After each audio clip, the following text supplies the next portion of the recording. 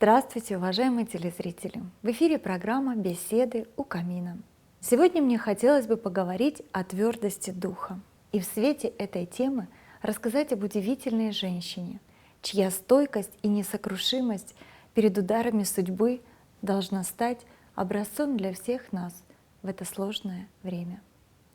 Мария Федоровна Романова, супруга императора Александра III и мать последнего русского царя Николая II.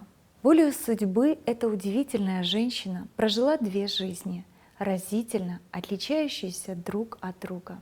Первую, в которой, казалось бы, сбылось все, о чем можно мечтать.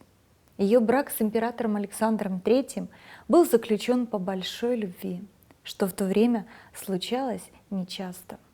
Она была счастливой матерью 6 замечательных детей. Родившись в Дании и став супругой наследника российского престола, она приобрела любовь и уважение народа России за свою доброту, благородство и неустанную благотворительность. Но затем наступила вторая жизнь. Первым ударом стала смерть старшего сына, а затем и безвременный уход из жизни любимого мужа. Приняв стойко эти вызовы, Мария Федоровна продолжает жизнь во имя Отечества и детей. После вступления на престол Николая II она, обладая глубокой политической интуицией, стремится направить сына в его делах и уберечь от чуждого влияния. Но ошибки действующей власти привели к стремительному падению династии Романовых, началу Первой мировой войны и, наконец, Октябрьской революции 17 года. Сокрушительные удары судьбы один за одним, казалось, испытывали твердость духа этой хрупкой на вид женщины. Оказавшись в Крыму, практически под домашним арестом, ей пришлось испытать много лишений и унижений. Одним утром, когда солдаты ворвались в ее спальню и бесцеремонно начали обыск, ей пришлось проявить стойкую выдержку при виде бумаг и личных вещей, которые они бросали в грязный мешок из-под угля. Последней каплей стала брошенная туда же датская Библия, на которой рукой матери было написано несколько слов.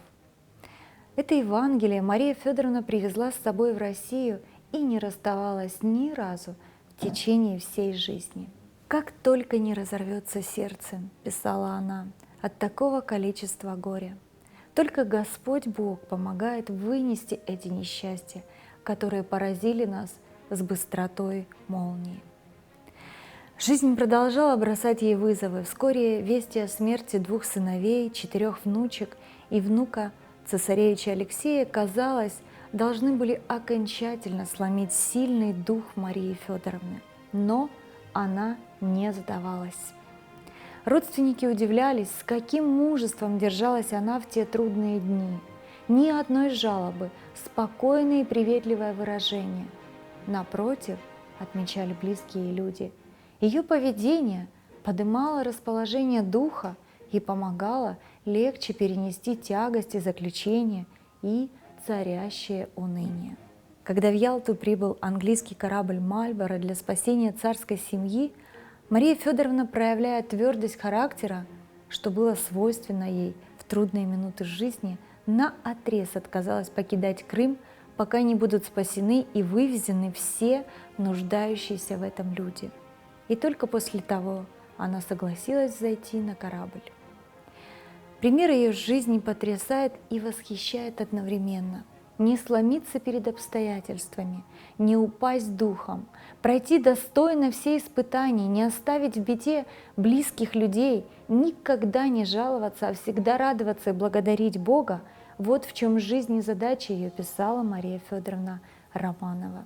Пусть эти слова и этот пример станут для всех нас дополнительным источником вдохновения и сил прожить эту жизнь достойно.